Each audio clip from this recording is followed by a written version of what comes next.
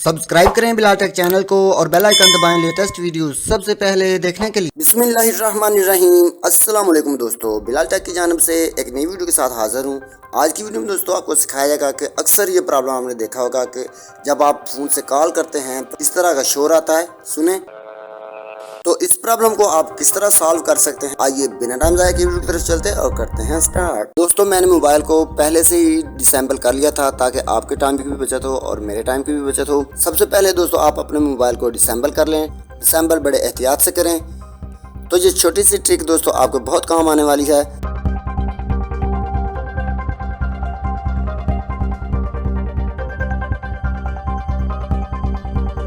इसके बाद दोस्तों इसमें जो ये वाइब्रेटर लगा होता है ना, इसको आप सिंपली निकाल दें।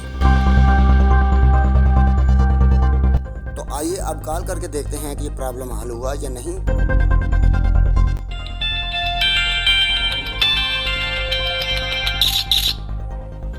Hello hello mike testing. Hello hello hello. Congratulations, problem आपका सॉल्व हो चुका है। इतना सा काम था तैयार से। अगर आप मेरे चैनल पर पहली दफ़ा आए हैं तो चैनल को जरूर सब्सक्राइब करें, कमेंट्स करें, लाइक करें और शेयर करें। इंशाल्लाह नेक्स्ट टाइम एक नए टॉपिक के साथ मुलाकात होगी। तब तक के लिए अल्लाह हाफिज़, गुड बाय, पाकिस्तान जिंदाबाद।